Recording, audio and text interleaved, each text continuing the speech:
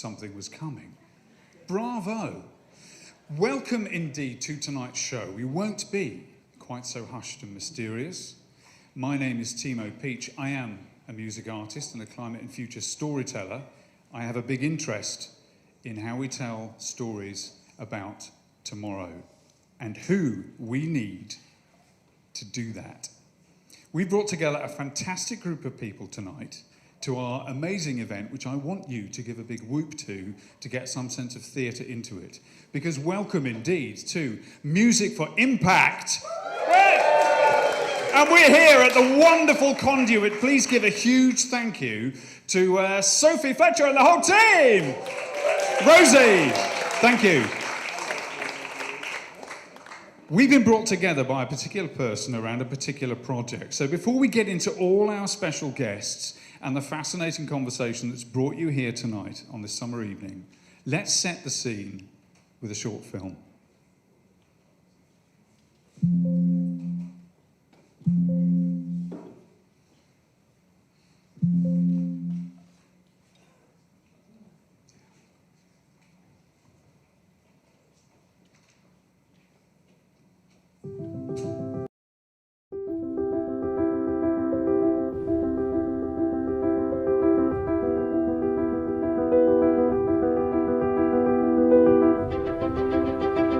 A local hip-hop artist makes an international name for himself. He is the first artist to power his concert with 100% renewable energy. It is a real honor to recognize Mr. A.Y. Young, the founder of Battery Tour. It's incredible. Can't wait for you to see this. The United Nations is now throwing its support behind him. Mr. Young has made a big impact in his young life, born in 1991. He's a singer-songwriter, a dancer, producer, entrepreneur, and sustainability advocate. He's staged and performed more than 800 concerts.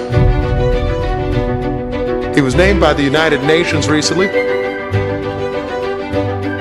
as one of 17 youth world leaders of the world, the only individual selected for that honor from the United States.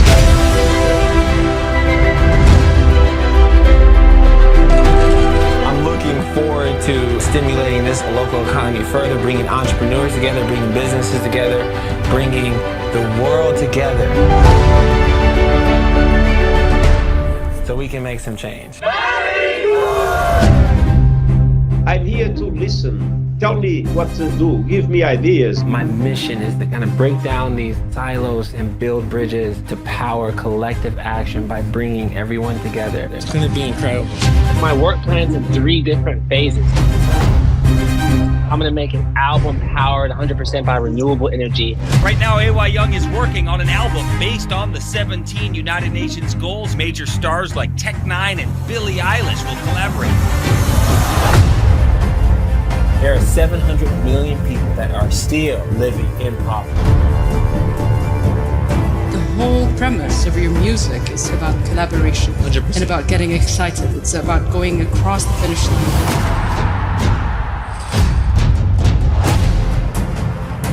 I don't think anyone can disagree that everyone needs to have access to energy, water, food.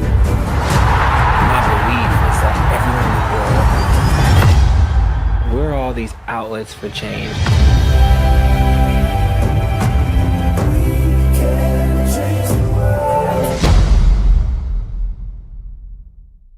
Applaud it.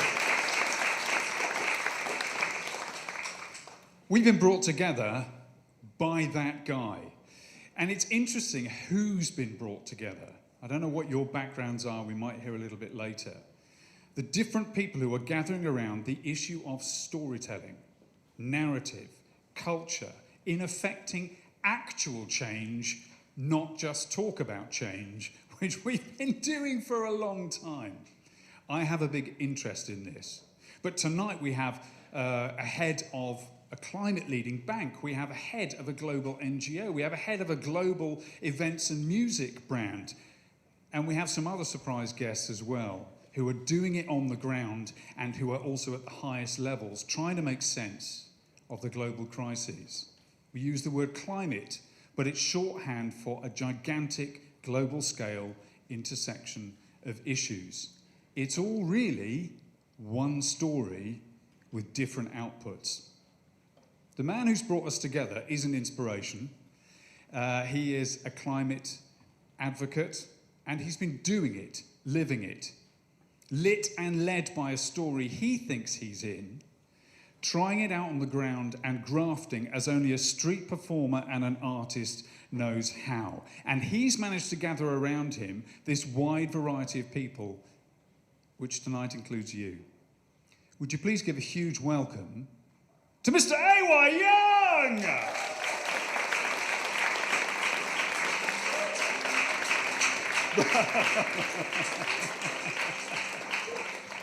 Bro, grab a microphone. We can Change the world. Is that a lie they told? Some people know the lyrics. That's crazy. Now, look, first up, man, I'm sensing the throat tonight. Yeah. A little bit. I'm having a little bit of a throat issue, guys, so I'm going to try to just tough through it because I've been traveling and losing my voice. Tonight's show is brought to you by the word resilience, as you will see. AY, first of all, I should say full disclosure to everyone. We've done one or two things together before, haven't we? Yeah, we have. We kind of know each other. Timo and I used to do the Global Goals Music Roadshow, guys.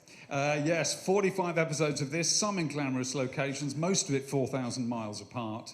And together we, as artists and communicators and storytellers, have a passion for this, and that's how we got on. Yeah. So tell me about you, first of all. A little bit about me. You're a music artist, you've been on the ground doing it. How did you get connected to sustainability as a music guy? Yeah, you know, people ask me that all the time, actually. And, you know, guys, to be super honest, it wasn't necessarily like just like I didn't set out to be like a young leader or a sustainable artist. I really set out to do what I love to do. You know what I mean? Because I think in life, we should all do what we love to do every day, right? Like what we're passionate about. Right? Yes. And so, I got off a TV show called X Factor, and I just wanted everyone to hear my music, right? And I kept being told no, because the music industry is tough, you know what I'm saying? You gotta have all this stuff, you feel me? So I was like obsessing over what I wanna do what I love to do every day, right? Like I see Bruno Mars, Ed Sheeran, these guys doing what they like to do. So I was like, oh my gosh, how can I power a concert anywhere? And so in 2012, I had this eureka moment. I was like, oh my gosh, like everyone needs energy, right? There's energy in your food and water, right? We all need energy. And I was like, wow, if you store enough energy, you can power anything. I like that. And that's how the Battery Tour started. It did. But it's called the Battery Tour for a reason, because you power it all through. And you were making the kit as well, weren't you? You weren't just kind of, oh, I got some stuff from the DIY store. You got, you built the kit yourself, a bit like an engineer. So you know what it takes to power change. Ooh, well said, Timo. To plug in the world. Yes. To use music to power action. But it's led to a project that's brought us all together. And tonight is a sort of coming out of a next level of it. What is that project called? Drum roll. Or knee roll. Nice, I don't nice. It's like a drama class. Project 17. Not that. Okay, that was it. That was the Global Goals thing. We talked about. We had it on the screen the whole podcast. time. That was a bit of a miscue. To be honest, as theatre goes, that wasn't great. Oh my gosh, Timo, what is Project 17? I have no idea. Well, I'm coming to you as the expert. Switching roles. Okay, well, how long do we do each other through this? It might confuse people. I'm going to switch back to being me. No. You do you, man. I've always said it. I'm the panelist. Project 17 is an out. Yes, sir. Oh, real serious. Should we perch now? Serious Let's perch either side of the screen, like we're. Yeah. Well, I was going to say Val Doonican, but most people won't know what that is. Project 17, Music for Impact, is what it's all about. Talk us through the basic structure of how you see Project 17 and what it is. Yeah, and I'll get a little bit deeper that I haven't really gotten with a lot of people is like on this journey of doing the Battery Tour. Right? I didn't even call it the Battery Tour in the beginning. Like I was like performing, and I was like, I'm AY, and I was like looking back and I saw batteries and I was like, this is the Battery Tour. And then people would donate. They'd be like, oh man, I love when you do Garth Brooks. I used to do a lot of Garth Brooks, Keith Urban's country, this, that, Michael Jackson. You are such a name dropper. It doesn't matter. You're so showbiz, man. Totally. Paul McCartney, whatever. And they'd be like, man, they would donate. They're like, here, we're your outlets. We power the tour. That's going to pay off later. To put a pin in that mentally. Yeah, so that's what made the logo, right? That's why you see the Battery Tour logo, and that's where I got this concept and idea that, oh my God, you're right. Like everyone in this room, you're an outlet. She's an outlet. You know, Coco's an outlet. Everyone's an outlet for change, and plugged into each other, like on the local level, on the community level, right? We can power change. And music is this universal language to bring us all together, to break down all these silos and build bridges. You know what I'm saying? So, I like this phrase that we have on the slide here. It's an initiative of the Battery Tour Foundation that harnesses the transformative power of music, arts, and culture to advance the 17 United Nations Sustainable Development Goals, not known for being sexy. Or cool. Or cool. Or even known. Or even known. They're more known than they were when we started, but they're not known as being super creative. How does Project 17 bring them alive? Yeah, totally. I mean, it's like, so you guys saw the video with the Secretary General, like, tell me what to do, right? That's good. You saw that? Okay. And I was just looking at the goals. So I didn't even know what the goals were 2 years ago, guys, to be super honest. So when I was talking to him, I was like, bro, more people know, like, Johnny Depp's relationship. Or like when Kim Kardashian be posting, you know, my dudes be texting me about her post. Yeah, anyway. So more people know that, you know what I'm saying? And so I was just like, okay, well, I can fix this. So in like 30 seconds, I came up with the idea, but really I've been doing music for impact my whole life, right? So one song for each of the goals, you know, team up with a major artist that cares about one of those topics, right? Got to get a brand or a corporation involved so I can own the music. Right? I don't know if you guys know about the music business, but sometimes you don't really own your own product, right? So the corporation plugged into a goal enables us to make the song, secure the artist, take it to market, right? And then the idea is having these 17 or more implementation partners, like these organizations that do the work, that get people the food and the water. And you're going to hear from one of them, the UN today, the Joint SDGs Fund. So 100% of the profits can go to powering the action. So what you did in a way was identify that there's a problem. Although you're a music artist, you approach this like an entrepreneur, and you identified with the UN, this is your problem. Despite the critical importance of the SDGs for the well-being of our planet and its people, they lack the funding and the global awareness to ensure their achievement. That is exactly what the Secretary General heard when I talked about Johnny Depp. People knowing him more than... That's the appropriate corporate way. So Project 17 is a creative response to that very functional and big-sounding problem. How are we tackling it? The solution on this slide comes in 3 parts, my friend. I'll read them out. You comment. Project 17 uses the universal language of music, and I would add the universal language of bickering about music, and which is the best, because that's half the fun. And the reach of social media, entertainment, and culture in order to connect every facet of humanity towards the achievement of the SDGs. We need every sector working together to power change, right? And so it's beautiful when, whether it's you listen to a Paul McCartney or you like a Peter Gabriel, you're into a pop artist or whatever, how music can just kind of connect you. Yeah. Totally. Second one is to achieve the SDGs, we need everyone on board. It's not a light statement from youth, governments, NGOs, corporations, influencers, academia, artists, and more. Everyone, man. Everyone's an outlet for change. There's a hashtag in front of it, you can see it. And Project 17 is a turnkey solution that is dedicated to raising the funds and the global awareness necessary to advance the outputs of the SDGs. Plugged in. Plugged in.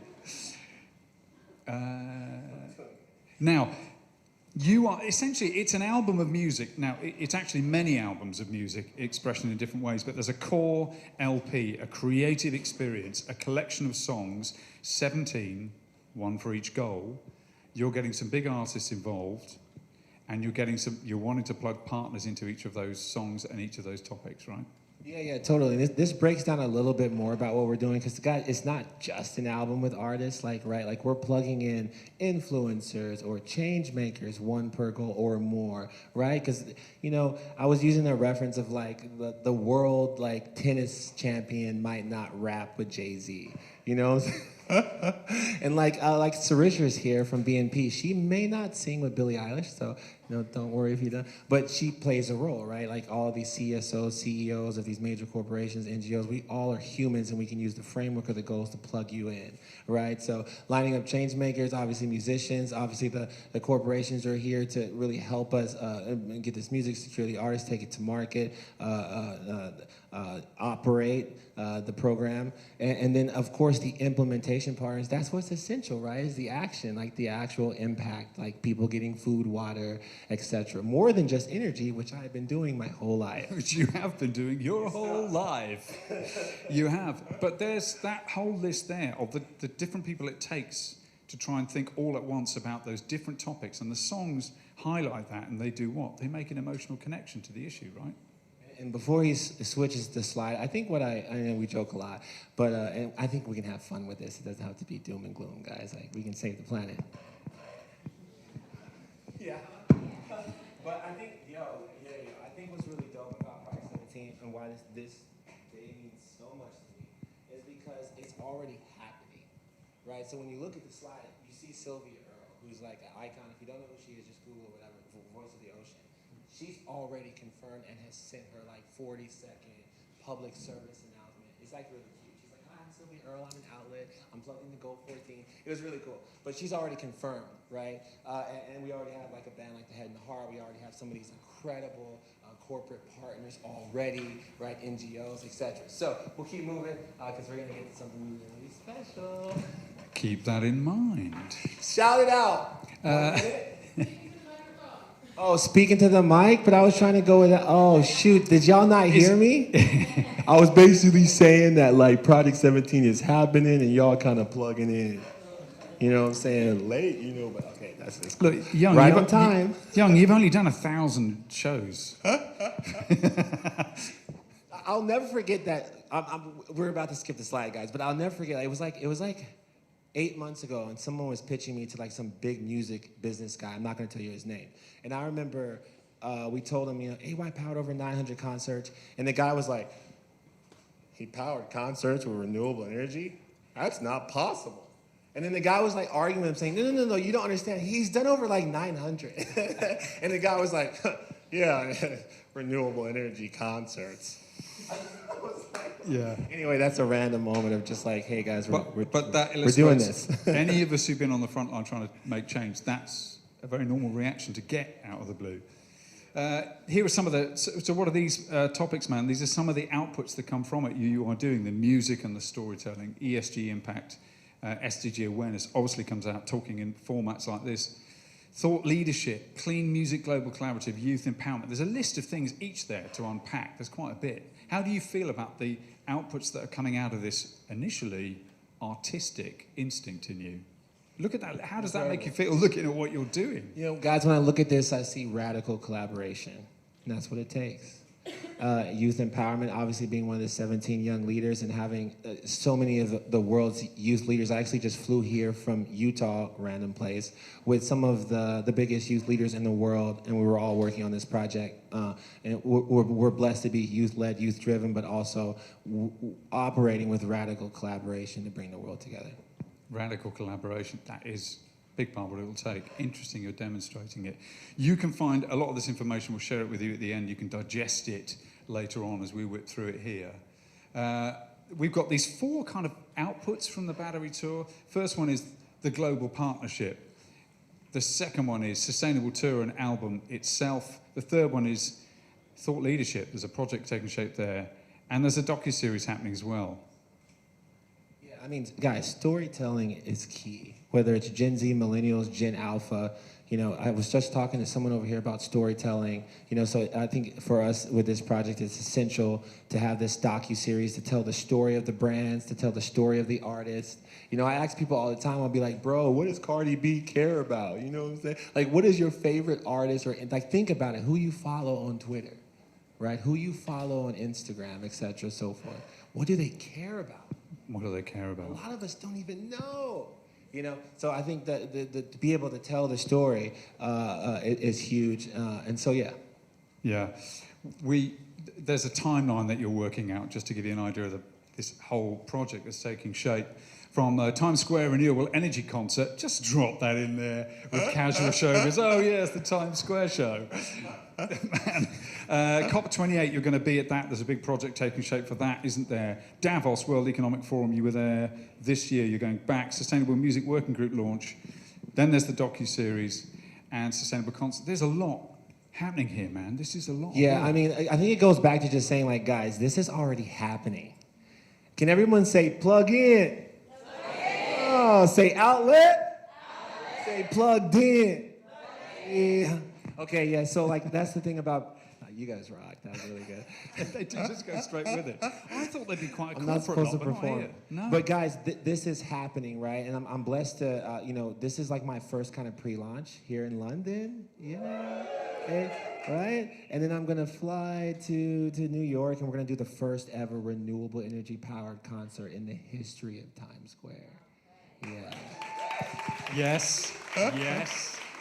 And we got this guy named Ringo Starr is gonna like introduce me. He's really cool. So yeah, and so as you see, it's happening. We're gonna go to COP. We're gonna launch Project17. We're gonna go to Davos. We're gonna do that well, but and we're bringing our partners along the way every step of the way. No, we do not have 17 corporates on board today, but we do have General Motors. You will hear from BNP Paribas. You will hear from Samsung, right? And we'll bring these along. And as they plug in, as more artists plug in, as more of every facet of humanity plugs in, we'll be taking them along this journey to launching Project17 and save the planet. And save the planet.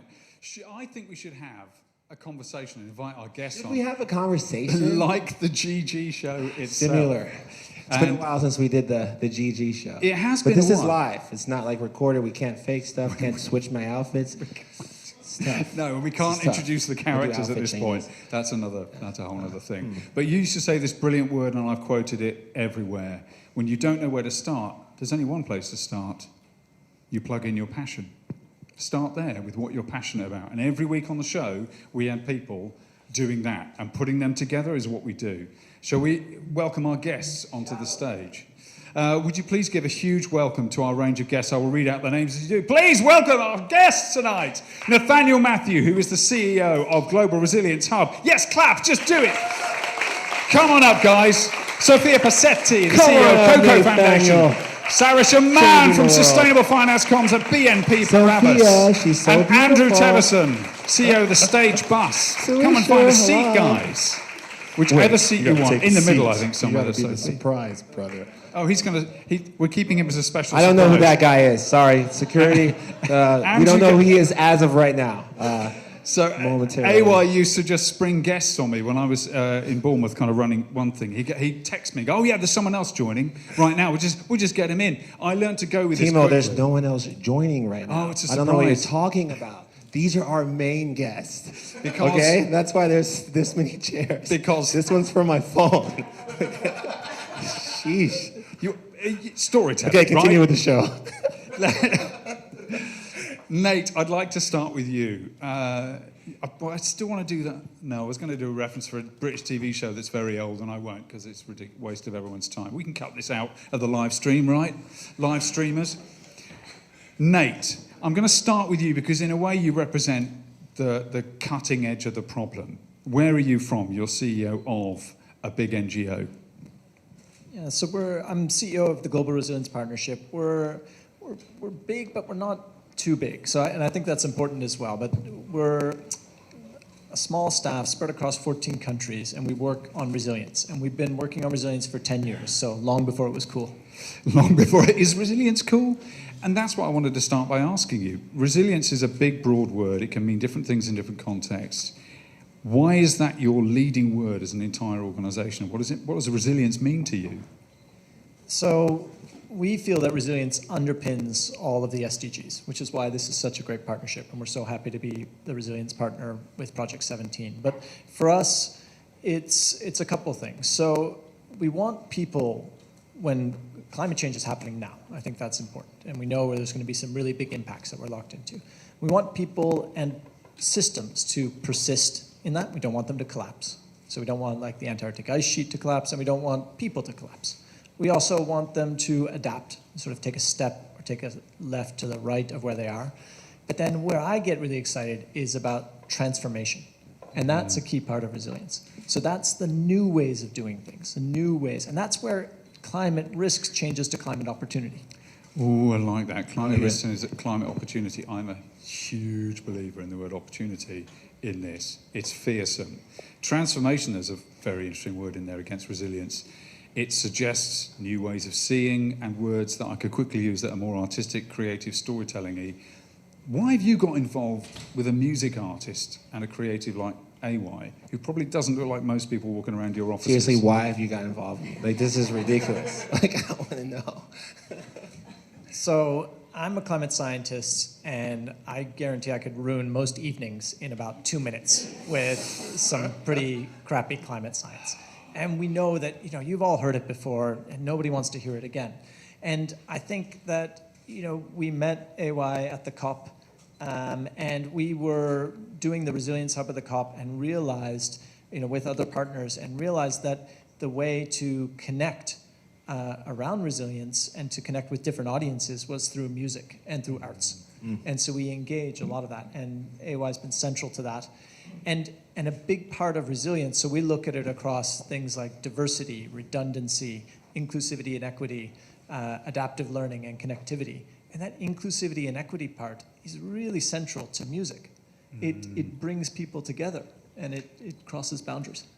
It does. Anyway, do you know what? You're going to jump in. I was going to say, do you know what he said to me today? I won't say this in front of everybody. No, you say that, and then I'll say my next thing. I wouldn't give this away on camera to a live stream or to the audience, but Nate did say to me, I've had a lot of meetings this week. This was the panel I was really looking forward to, which gives something away, I think. Not about your other work, but about the nature of storytelling and arts and getting involved with an experience, I would suggest. Yeah, and I was gonna say, this kind of like can bring me to Miss Wonder Woman, Sophia, make some noise. Actually, we got 2 Wonder Women on the panel. But like, okay, because you're in the NGO space, and this resilience is an interesting topic. And it would be interesting to hear too, like Sophia, from you on the thought of like, okay, the collaboration between like NGOs and the music industry. Like how can that lead to a more sustainable future? And like, what's the importance of that? Sophia, Nate. Hi. Actually, first tell them who you are and what you do. Gosh, sorry about that. I'm terrible at live speaking, so I apologize in advance. No, you're not. But I'm very passionate about this partnership, so that's why I tap into that. What yes. Partnership? I have no idea who you are. I'm just a random. My name is Sophia. I run a foundation called the Coco Foundation, which is part of Coco, the music company. It's Coco, the club, and the music foundation. Free tickets for everyone. You get a show. I don't know if we can actually legally do that. No, but I mean, I don't know if you guys have been to the Coco since it's been revamped, but we've been open a year and we've got 16 spaces. We've had 1,000 artists through the last year, with over 700,000 people of audience. So, and that's just one quite small independent music venue in London. But I think what you're asking me is how can music drive creating a more climate positive world? And it seems like Coco's doing it, right? This collaboration with an NGO in the music industry. Yeah, I think music is extraordinarily powerful, as is sports, anything that can connect with giant audiences of such an array of different age ranges and backgrounds and whatever it may be. So if the music industry lead by example and create positive messaging around such a giant issue as the climate, people will engage, and the shift of consciousness, I think, can happen, which is already happening right now. And you see music companies all over the world really trying to drive this. But I think it's just about, our whole thing for Coco and what we're doing at the foundation, and I'll tell you a little bit about the foundation, but we're about small steps and just trying to be as authentic and real as possible, and creating tangible, just real results. And huge supporters of grassroots and community and new music. And the foundation focuses on, I'm sorry, I'm skipping because our foundation. You're doing great. I was just about to say, like, okay, Tell me more about what your foundation is doing. So the foundation focuses on two pillars. One is the environment, and one is basically giving opportunity to disadvantaged young people.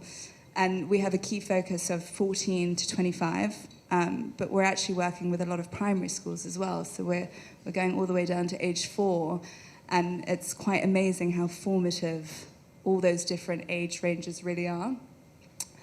We're a registered charity. We actually don't launch publicly until September, but we're doing some really good stuff, from building forests on council estates, and we're teaching and training the kids on the council estates, and this is in partnership with Camden Council, and we've done 8 so far, to learn about the environment. And we've got tree experts and climate experts, and they're there and they're teaching them about the impact of trees and carbon and all those things that you're not learning at school, or it's not at the forefront of education yet. So, and then we're paying them for 2 years to look after the trees. Ooh. And buying them all the equipment to do so. So we've created this little community of under 18-year-olds, and now we've got 2 of them interning at the council, and they want to be in the climate space, and it's just very special, and it's, again, very impactful. Just to cut in, how do you integrate that sort of sense of doing those? Sounds like a lot of work, a lot of investment, leadership training in a way. How do you integrate that with the experience of the music, the clubbing, the creative community? How do those messages, how do those experiences fold over for Coco? I think it's a circular economy, because it ties into everything else we're doing, which is supporting young people and giving young people opportunities. We're working with over 25 schools, and we're launching quite a few music-focused programs with these schools. Do you get them like making music, practicing DJing, doing creative hands-on? Yeah, so the venue itself, what they do, so at the bottom of the venue, there's a public space called Cafe Coco, and what they're doing there is just, I think, remarkable.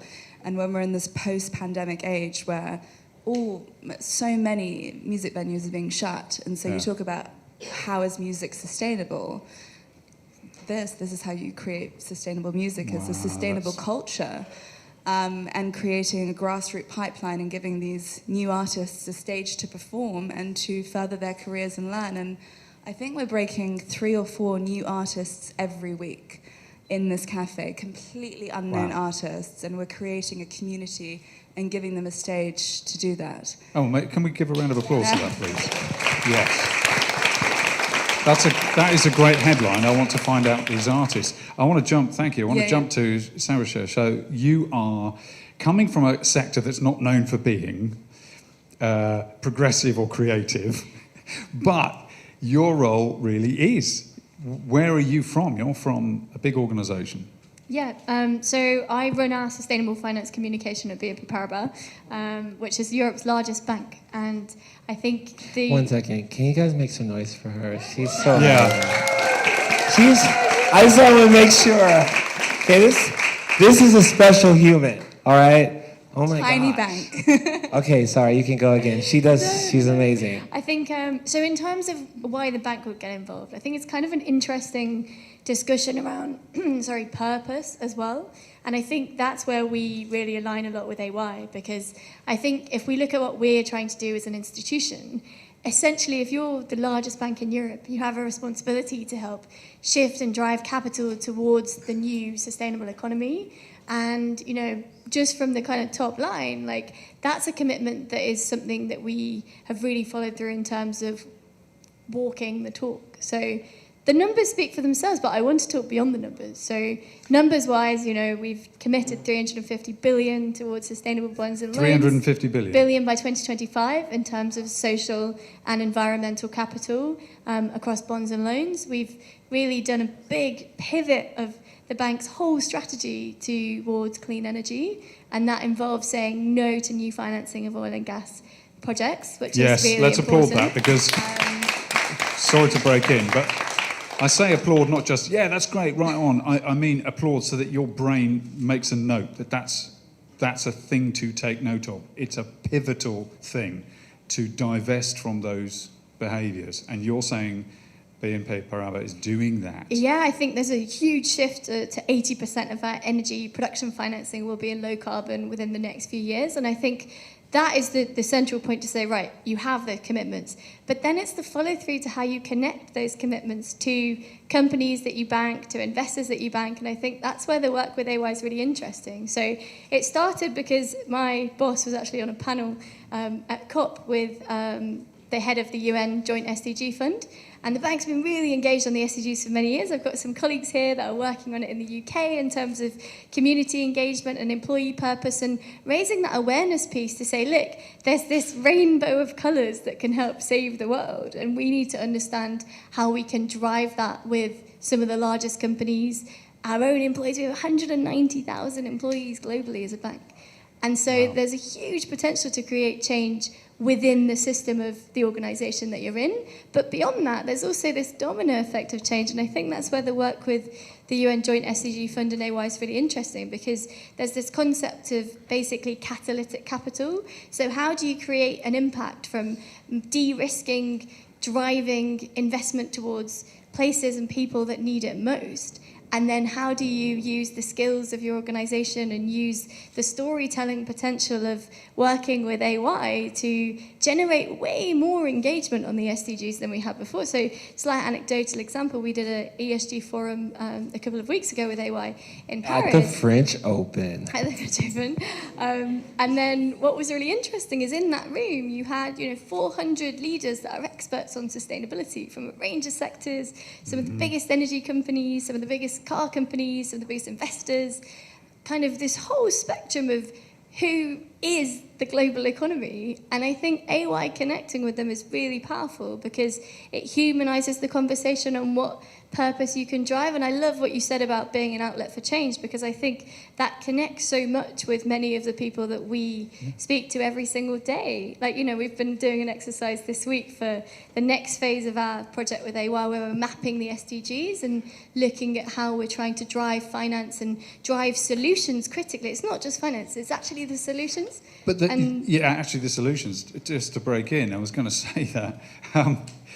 He's one guy, one person, walking into a room full of what I would call academics, people who have the facts and have the system at their fingertips, and just one person going in there full of theatre and story and narrative tips over all the potpourri and refreshes it, right? Dude, I've got to ask you, did you see yourself having meetings with global banks when you went out on the street of KC to do your thing? How do you cope with that, though? How did you pivot? It's crazy, right? Or like I was Tom. There's Tom. Make some noise for Tom from Deloitte one time. You know what I'm saying? Tom. I think it was me, you, Sophia, right? But this was through Nate, because Nate connected me to Tom. Me and Sophia went to Tom and talked about Project 17 and whether or not Deloitte comes on or not. It was, sometimes I sit back and I'm like, oh my God, I don't know how long Coco's been around, but I don't think you guys have ever met Deloitte. And I don't think you guys have ever worked together to make an impact. And what I think is so dope, because even during that conversation, I was texting Brian Marquise. And then if you Google who Brian is, that's Billie Eilish's tour manager. So I'm like, bro, this is happening. But I think to answer your question, it's just kind of dope to be like, oh my God, this is actually really bringing the world together, and it's music. Because whether it was the Michelin dude, all those different companies, it was all these companies, guys. I don't know, you guys know them. There's a bunch of them. But there's that common thread too of when I would show them the goals, if they didn't already know what they were, most of them knew, that there was something that they were passionate about. Or they come to me and yo, man, I think I was talking about Ringo Starr a few times, and a lot of people know Ringo Starr. They know the Beatles. That's what plugs them in. And I've always thought that if you could get everyone to just a little step, you know what I'm saying, a little change, everyone in their own way, individually, at your homes, whether it's locally, whatever, that's how you change the world, And I think that's what's happening. And by plugging it into the big, how it fits together, which is how the SDGs help. They help you plug your passion into a bigger picture and other issues, right, which we're often saying. Nate, I've got to ask you, how has this, working with AY and the Battery Tour, changed the way you see, has it changed the way you tell stories, where you're at, the narrative you're getting behind? How's it informed you? Yeah, absolutely. It's changed massively how we approach what we do in terms of convenings, in terms of communication. And what I love as like a theme that comes out is sort of the ability of music and arts to unite. And then that the entertainment industry is so much more than entertainment. It's, what do you mean by that? It's got this huge role of fostering youth. It connects and communicates across geographies, across generations, across hierarchies. There's so much, even it's a sense of responsibility there. I think that and it's great to see organizations like Coco taking that opportunity up, taking that responsibility and taking it seriously, and then also organizations like BNP Paribas to actually, with the private sector, coming in strong. Yeah. I was going to say, let's harp on that for like a second. I know we're going to keep rolling through the schedule, but oh my gosh, like Sophia, Sarisha, like I would never think, first of all, a bank would be involved in music. Like, what the heck? Like, I'd be telling people sometimes, like, I'm the only artist with a bank. Like, Jay-Z doesn't have a bank,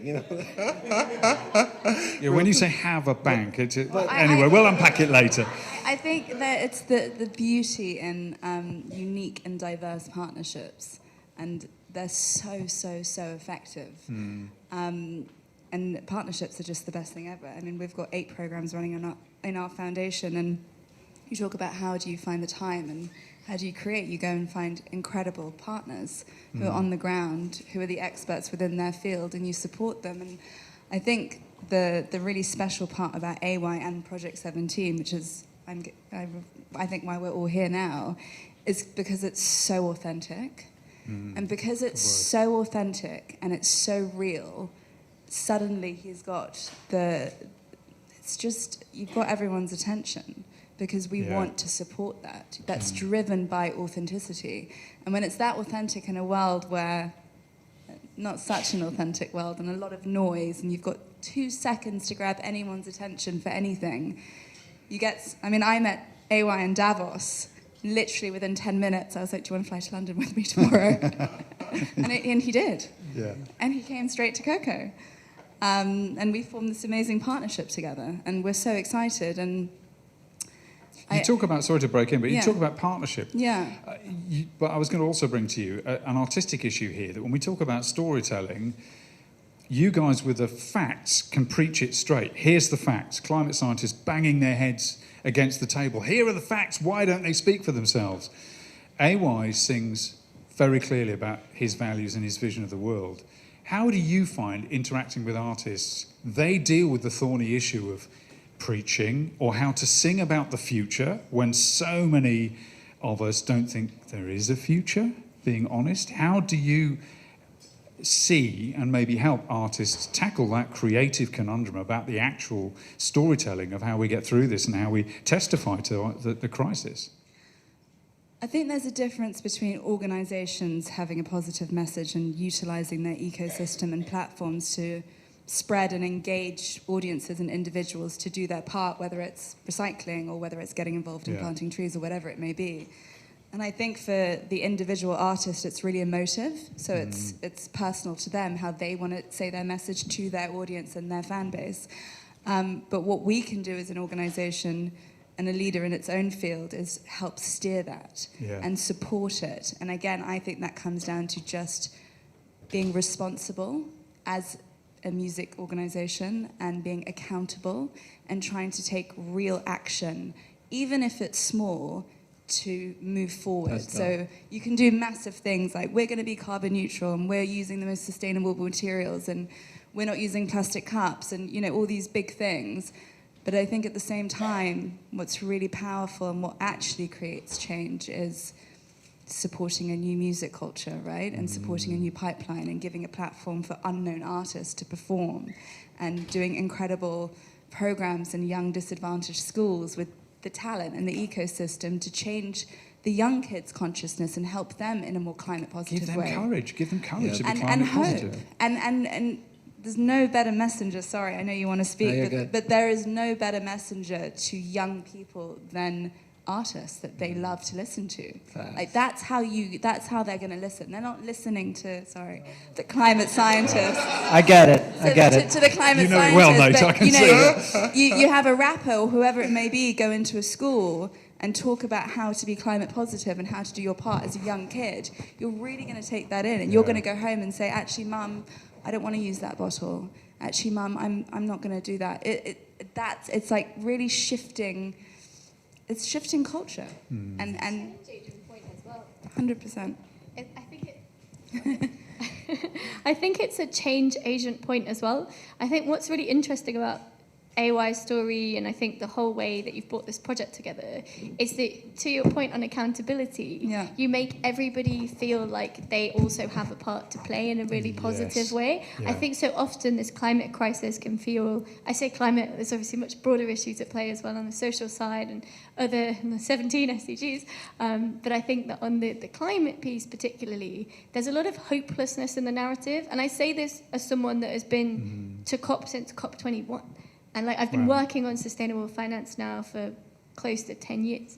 And I think what's really interesting when you see that journey is how actually having a discussion with someone that is giving people hope and making people think, okay, what can you do? How can you plug into this? How can you act as a kind of facilitator of change is super powerful, whether it's with people that are young, people that are executives. Like, I have to give credit to you for being able to turn around a room that's full of people that are like corporate executives that have been there for a very long time, versus also turning a room round from a group of children. I've seen you do that, and I think it's really powerful the way that music can connect the change agency that we all have, whether we are a 7-year-old, a 70-year-old, or anything in between, or higher or lower. Amen. The change maker seed. Dude, facts.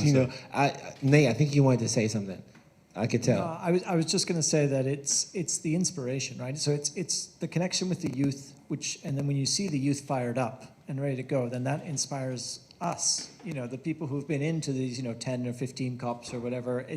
That gives us hope and gives us inspiration, and it's that keeps us going. Yeah, it does. And see, what I keep seeing is the theme of youth-led, youth-driven, which is huge. And I was going to talk a little bit about some of the community stuff even BNP is doing. That was going to bring me to my next part about it's not, you guys are not just doing the high-level finance, crazy stuff, but also like the community-driven work that like you're doing, right? And I think this is a great intro to a guy I look at as a little bit of a Superman.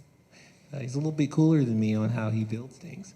But like the community, doing the work, ground floor. That's a link. Doing the work, ground floor, and he's a community, and there's a crazy cool video of like what's possible. This is how our show works. He sends me text going, press the video, man. Let's have an introduction to our mystery extra guest right now by discovering his work first.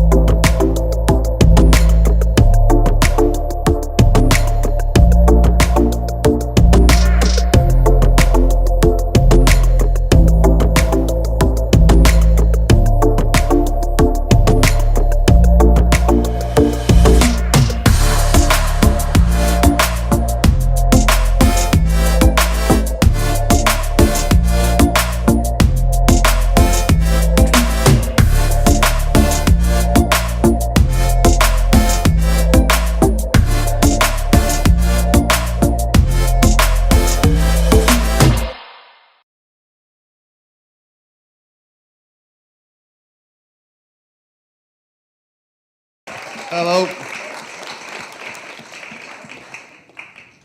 Well, I'm afraid you can't have the honour in the UK of any of the places in London doing the first renewable powered performance, because we've done most of the sites in London already over the last 10 years. Tell them more about. It's funny. I was talking about the big music guy that we will not name, because that could get me in trouble. That was like, this is not possible, you know? And I'll never forget like having that conversation with, I had a conversation with a guy named Michael Rapino recently, and he's the CEO of Live Nation, and as well as a Ticketmaster. And we were talking about what's possible.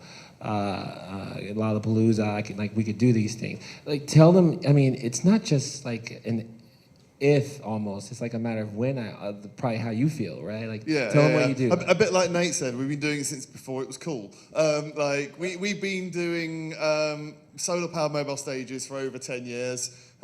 We can do up to about, as it stands, we can do up to about 8,000 people on a battery charge for 8 hours. All self-contained. And one of the other things with our stuff is it's not just about the solar-powered stages, it's about the whole integrated system. And actually, you saw the stage there, and I think it needs less transport, it needs less people, it's all the other parts of the system, because so often when people try to do green energy and things, they come at it from the viewpoint of how they normally do things and then just swap the power supply for a green supply instead. No, that's not the way to do it. It's not just about using efficient equipment, it's about using equipment efficiently and actually redesigning, thinking from the ground up how you can get the maximum bang from your buck. What makes our stuff green isn't it solar powered, it's that it's incredibly efficient. We can play to that 8,000 people on a domestic 13 amp supply out of your house. And this is all technology that's been around for, we haven't designed anything particularly specific from scratch. Our stuff it's just making use of what's out there and understanding how things work. Yeah, you're delivering experiences, you're the creating the experience platform physically, literally for artists to do their work and showing how it's done differently. But you too get non-believers, don't you? Oh yes, we have plenty of those. It's quite good having been going on because we've been doing this for 10 years. It's less of a problem these days. Generally, you can say to people, no, really, we know what we're doing. But you do occasionally. We had someone the other last year who we had the exact quote of. Back via the client, that apparently their sound engineer said that it is not possible to play to 300 people on a solar-powered system. Physics says so. Direct quote, I'm told, from a production manager from a reasonably well-known artist. But yes.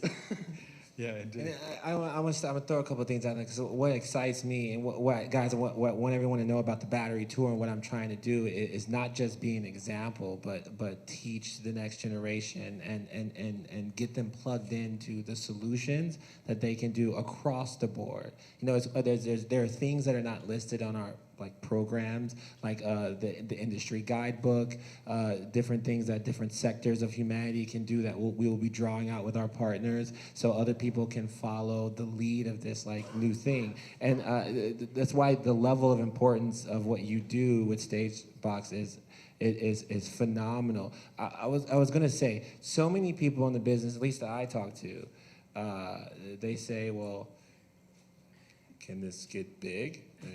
I mean, what? How big can this be? Again, it's one of the conversations. There's no way you can actually power a show with, say, 15,000 people, it's right? one of these conversations I have regularly with people. Is that it's fundamentally it's just scale. There's no. We could do it twice the size. You just need twice the batteries. We could literally do it tomorrow. It's not complicated. And again, one of the other ones we've had is that we've been entirely self-financed. We've had no external money from anywhere. I don't think anyone would have touched us to lend us money to do any of this. And we've also come at it from I think one of the other things that's often lost in the green lobby, certainly has been historically, is this thing of actually, and it's less true now, but actually historically people, they don't really care about being green. They like to think they're being green. I did an event yesterday where they had a big solar array that didn't actually do anything, just to make it look green. And kind of one of the things I say to people about our stage of things is that even if you don't care about it being green, even if you think global warming is nonsense and it's all irrelevant, our solution works better than the diesel alternative. Our solution is silent. There's no fumes. There's no heat off it. There's no you haven't got cans of diesel to spill everywhere. One of the other things I think that's often key to get the message out with things is that these solutions are better than what was being done with fossil fuels in the past. Yeah. Even if you don't care about getting rid of fossil fuels. And what you've illustrated there is that this is one big narrative problem. It's a cultural thing, that people aren't hearing a story of that it's not just, we've got to do better and clean it up, but this is an opportunity to improve the way we do everything, right? We must all feel that. AY, I'm wondering whether this is a good point before we conclude and get everybody's sort of final thoughts. We've got another special guest. Yeah, and I think I want to say like a couple of things. Let's see. I want to say that this has always been and still is a grassroots movement, right? Some people will come up to me all the time. They actually ask me, what can I do? And I want to make it super simple, and I want to just say plug in. You know, it's going to take the radical collaboration that you see on this stage. It's going to take, at least for this project to launch, I'm going to need 17 or more sponsors. I'll need 17 or more great implementation partners that will actually take 100% of these profits and do good with it, right? Like, we're going to need these things lined up. So I think you're 1 degree of separation from anyone. I want you guys to know that. 2, I had a crazy vision of like, you know, like we live in this interesting world of social media and micro kind of universes through Twitters and et cetera. It's so crazy of like promote developing and deploying these methods through like working together. I think the third thing that I wanted to say, and I want to hear from each member on the panel, is just simply, what goal are you most plugged into and why? Can I hear that? What goal are you most plugged into and why?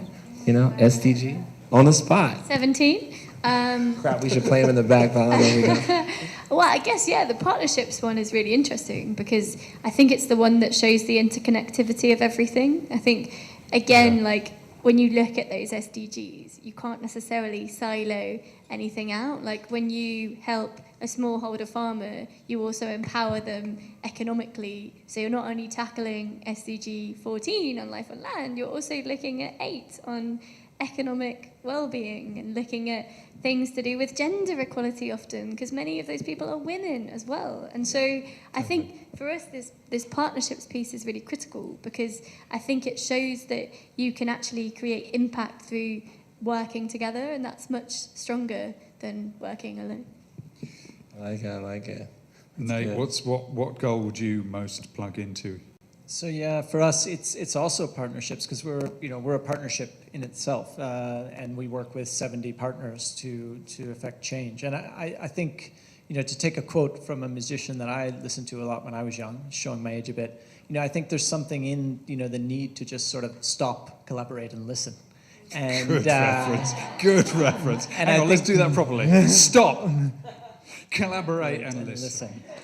And I think we do, and we need to stop, what we're doing. We need to take a bit of a breath, and we need to figure out where the pathway forward is. We need to collaborate, and that's the partnerships, and work together across sectors, across generations, and then we have to listen. We also have to listen to each other. Otherwise, we're not going to get anywhere. Amen, yeah.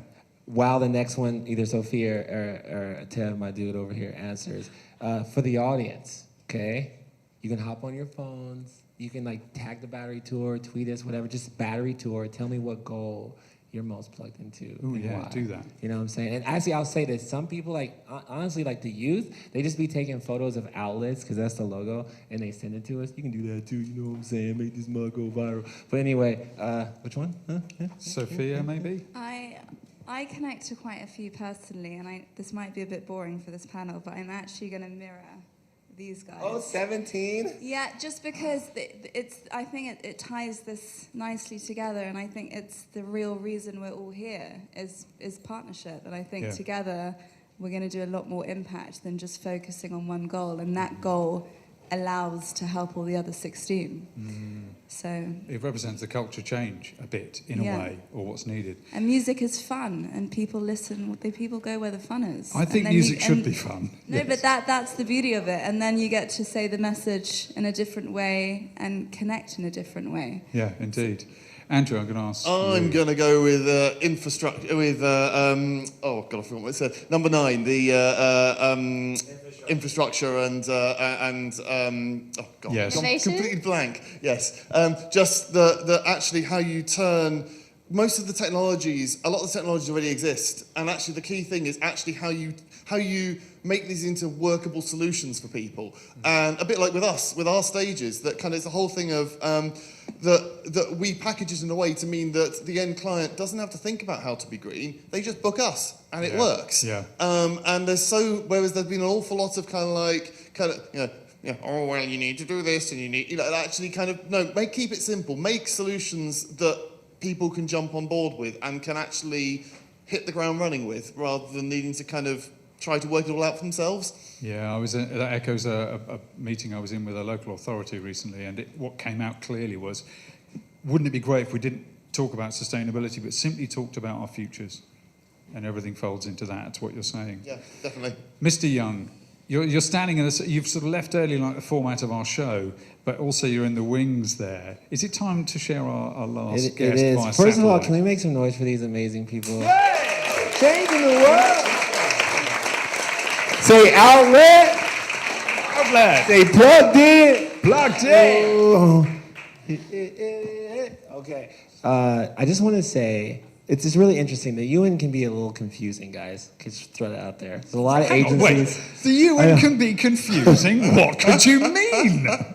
I cannot believe they even picked me as a young leader. Like this random guy with dreads dances around in street corners. Used to. Don't do as many as I used to, though. But this agency, I came in under the Envoy Office of Secretary General, right? DSG, Secretary General, and but there's all these other agencies, right? There's like 200 and some UN agencies. I don't even know. I it's forget. a test to be able to answer what Who they all knows? are. It's a lot. But the Secretary General made this fund for the goals, because I think he was like, at some point we have to do this, right? So he made a fund called the United Nations Joint Sustainable Development Goals Fund, and I met Lisa Corbell, did I say that right? And Elizabeth at COP before I met this awesome person. And they immediately hopped on board, and I know that they're going to announce at some point that I'm going to be the official SDG champion. Oh, the what? Does that mean you've got to get a tattoo of all 17 wedges? I hate pain. I don't know about that too. But they're doing amazing stuff, and we're so blessed to have them as one of the 17 implementation partners. And I think that we all should take a moment. I heard that she did a special video. I haven't seen it. All right. Shall we see it? It's Lisa Kerbiel from Head of Secretariat at the United Nations JSDGF. That rolls off the tongue. And long story short, yeah, behind us. It's cool. It's kind of cool. Kind of a Morning, good afternoon, and good evening, colleagues, friends, and especially all the young people in the audience. My name is Lisa Kerbiel. I'm head of the United Nations Joint SDG Fund, and I'm honored to virtually share the stage with all of you, but especially with that amazing SDG champion with you in the room there, and my dear friend, A.Y. Young. As you all know, music for impact is a powerful tool, and it brings us together, it amplifies voices, and it influences positive social change. And undoubtedly, addressing the world's greatest challenges, from climate change to gender equality, it requires all of us, action from every single one of us. The creative industry, the music industry, has a pivotal role in inspiring action to achieve the SDGs, the Sustainable Development Goals. And that's why we have champions like AY working side by side with the UN to help us advocate for success. AY has a gift, I'm sure many of you know, and he's using his gift to the world, music, and directing it towards positive change and positive awareness. And we're so thrilled that the Joint SDG Fund nominated AY as a champion, a champ for the SDGs, because of his passion for social good and his ambition to be a change maker. AY's ability to stand on a grand stage and address an intergenerational audience on the impacts of climate change and partnerships shows a true devotion of his life's work to the global goals. And 17 songs for the 17 SDGs using sustainable energy to power his concerts is an innovative idea that pop stars today had not even thought of, but AY did. Music is a universal language, and it mobilizes positive movement. And lyrics tell us the story and are powerful tools to build a bridge of compassion and to indirectly communicate the larger picture of our climate crisis. And I'm proud to say that so far, the Joint SDG Fund has reached over 188 million people, making lives better around the world through social services, different kinds of support, and by leveraging money through SDG and blue bonds. In fact, $2.3 billion already leveraged by the fund. And I just wanted to give a few quick examples so that the panel can continue on to the other panelists. One example from the government of Indonesia, where the government is developing blue economy strategies to improve and manage their marine and coastal ecosystems. Obviously, also looking at not only how to protect the planet and the coral reefs, but also how to bring economic opportunities to the communities that live there.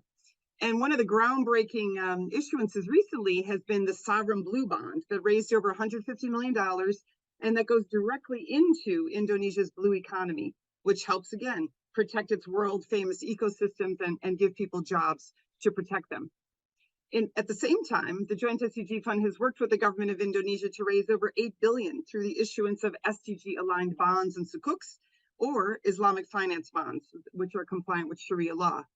And this ability for investing in impact-oriented startups, focusing on high-quality education and jobs, implementing biotech solutions for waste management, improving productivity for shrimp farmers, it's one person at a time, one SDG at a time, where we're trying to really make a difference.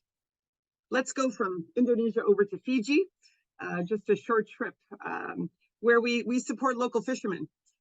So imagine Edwin, he's got a family of 5, he fishes every day out on the Pacific, just off the island of Suva. How can we, the UN, help promote multi-million-dollar investments into the islands of Fiji to protect their coral reefs from Edwin, the very fisherman who goes out every morning to provide for his family? So we've invested and helped leverage $50 million to accelerate reef-positive livelihoods so that Edwin can keep fishing, the tourists can keep visiting and going scuba diving, but the reef will thrive and survive. And that includes everything from ecotourism and setting up sanitary landfills, all the different parts and pieces that can really help not only improve food security and income for fishermen like Edwin and their families, but also protect the billion-dollar tourism revenue of visitors to the islands of Fiji every year. So imagine protecting coastal ecosystems help us save the planet, but at the same time, we're helping build resilient economies for people like Edwin and his family. Friends, colleagues, young people, we're at the halfway point to 2030. Some of you may imagine 7 years being a long time, but 7 years is very, very rapid for us to try to gain some of the losses that we've suffered due to the COVID-19 pandemic and, of course, the war in Ukraine. And that means we need world leaders, we need the private sector, public sector, everyday people like you and me to really make that positive change.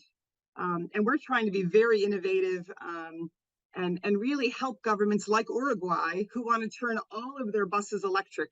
They want to put their entire transport system to be solar, and they need some infrastructure investments to do that. And in Suriname, the government wants to support pineapple farmers to expand sustainable farming techniques that also protect the Amazon forest. Same thing in Gabon. How can we go into reforestation to, of course, move away from oil and gas? Progress like this, my friends, is music. It's music to the ears of those of us who love sustainability. And these are the stories that AY's songs tell all of us. They're songs about our interconnectedness, about how industries can help citizens and vice versa, and how music can be a catalyst for change. So I am very inspired, and I hope you are too, to help us all work together towards these sustainable practices that we can mainstream through our music and our everyday lives for people and planet now and into the future. And thank you so much for listening, for sharing your time, and really look forward to meeting each of you in the future as a powerful force for change. And now I hand back to the panel and to my dear friend AY. All the best. Thank you, Lisa, for taking time to share all that, some examples of what the Joint SDG Fund actually delivers. Guys, a last thought from each of you on storytelling. There's a whole conversation to be had now over dinner and elsewhere. I'm going to start with you, Sharisha. What's your sum-up thought?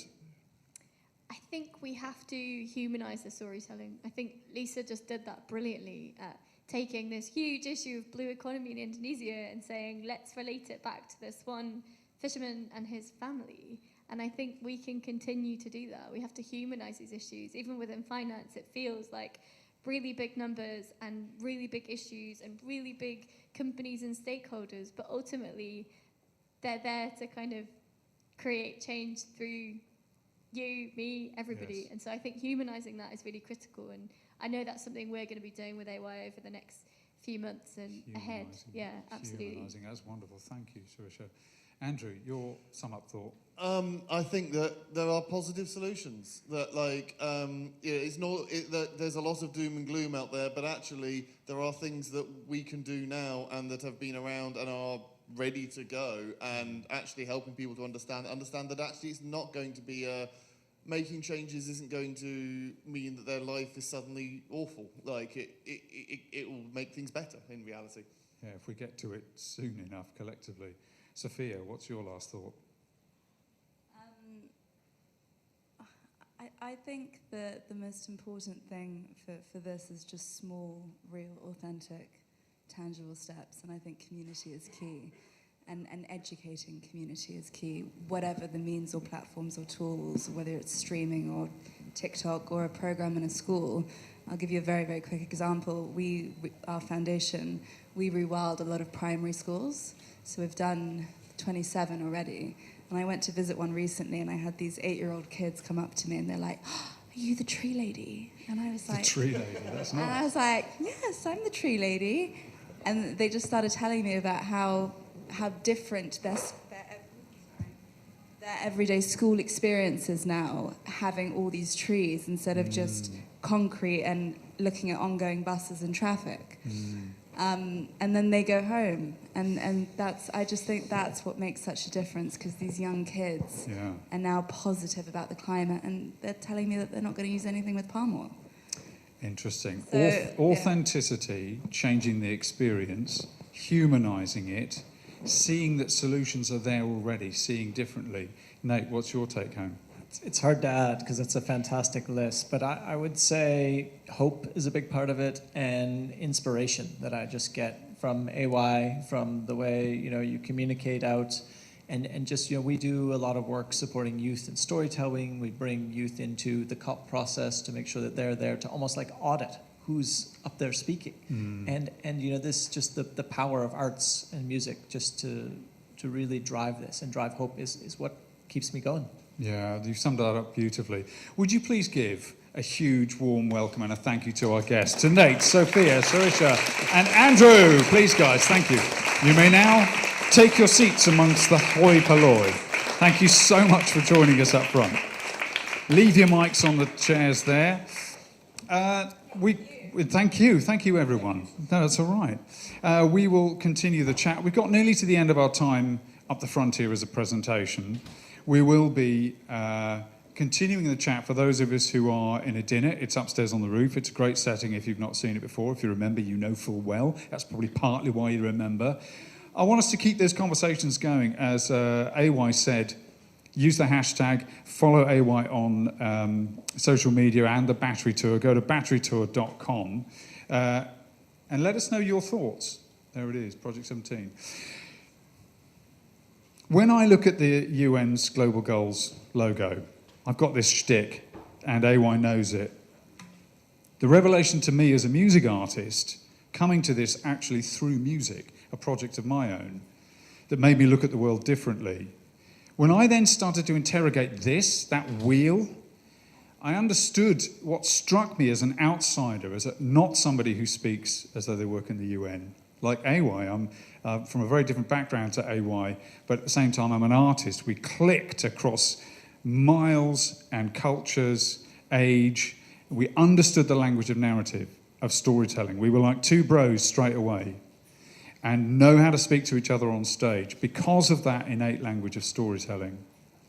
But I understood what struck me as an artist looking at the SDGs wheel was that there's a goal missing.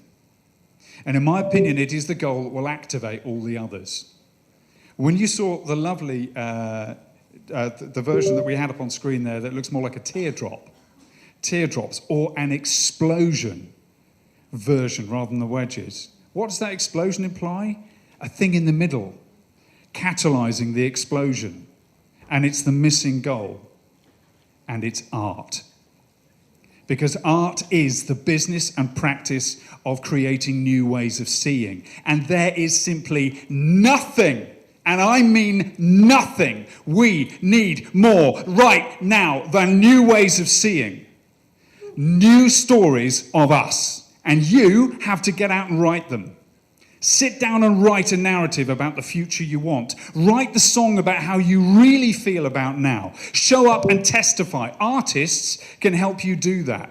AY's job is to be a lantern in the middle because he is such a gifted showman. And so he is prepared like a job to take all the hard work, the slog of being a trooper, my brother, and stand in the middle of bank meetings and getting on planes to go and plead places because he has to be there to show up and show a different way. And everywhere you go, you transform rooms as a top-level global artist should. It's A.Y. Young. Bro, bring it in.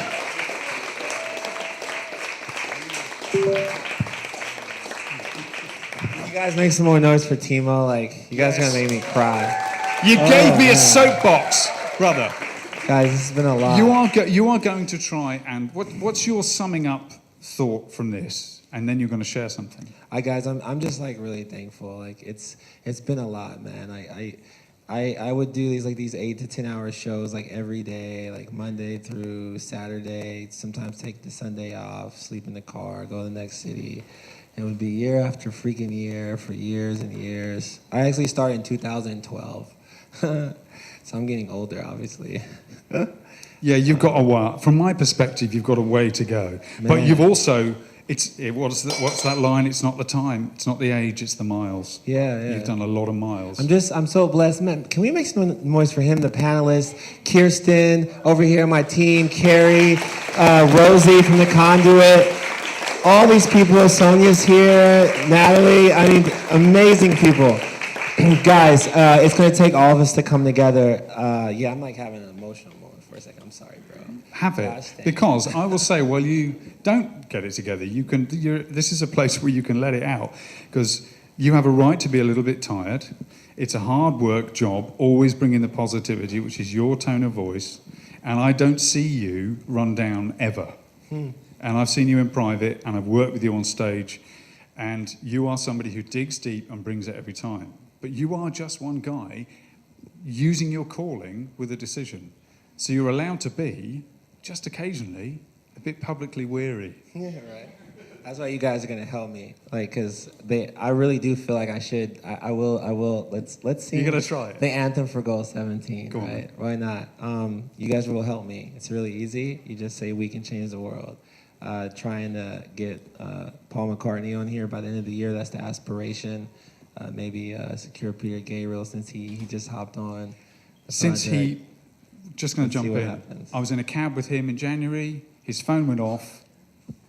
Peter Gabriel came up on the screen. Peter Gabriel bumdialed AY. He doesn't know how to work his phone now, guys. And I saw it come up, and I heard his voice over the phone. And that's the kind of showbiz life you're leading. Guys, you were in the car when he called. I was in the cab, and I'm it like, just Peter, happened. why are you calling me, bro? We just met. This is We Can Change the World. Let's try it out. For you guys. You guys can all stand too if you want. This has like been an epic day. Just loosen up, feel the love. Let the energy out, yes. Oh yeah, he's gonna roll it. It's gonna sound interesting. This is not a performance venue, but it's amazing. I love it so much. Oh yeah, we can change the world. I have no voice either. Oh, okay. Hey. Oh, sister, mister, look who's made a man's up. And now I can't find the reasons not to give up. It's gonna take teachers, leaders, dreamers, let's go. They always take the right away. Yes, sir. My word. So we can change the world. Is that a lie they told? So we can change the world. That's good, guys. Well done. So we can change the world. So we got to come together now. We got to come together now. You guys good? See, I don't like it anymore than you do. I like the outfit, that's good. What's up? Hey, but in your ignorance, that bliss is void. Yeah. Cause it's about time, be humble and realize that we are one and the same, unique and one of a kind. Well, hey, brighter days come ahead when we join together. How you doing, Epperson? Hello? They call me A-Rock. I spoke to Akon. Marvin Gaye, we in the grapevine. Let's have a great time. Yeah. How you doing? You guys good? You did good, right? What we got? I'm losing the voice. One more time. Sing it out. What we got, Timo? We can change the world. Sing it out right now. Hear me talking. We can change the world. We can change the world. So we got to come together now. Got to come together now. Oh, we got to come together now. Oh, we got to come together now. We got to come together through the wind and stormy weather. Oh, we got to come together. Thank you guys so much. We're not going into all the other stuff. Thank you guys. Thank you, thank you, thank you. Talk to us. There are gaps in the battery tour that can be filled. You know who your bosses are. You know who your neighbors are.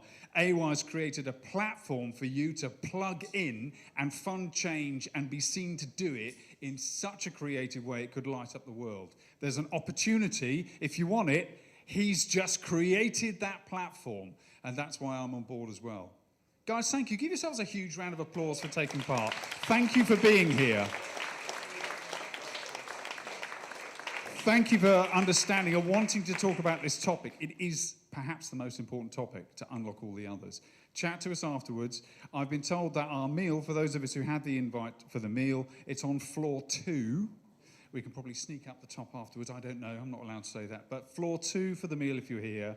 We might have 1 or 2 spaces, so if you want to stay for the meal, it has been quite an exclusive thing. I don't get invited to exclusive things, so I'm as surprised as anyone. If you'd like to, maybe talk to Kirsten, who's got a hand up. There might be 1 or 2 spaces. Guys, thank you so much, and a huge thank you to the Conduit and the team for inviting us all here. I've been Timo. See you around.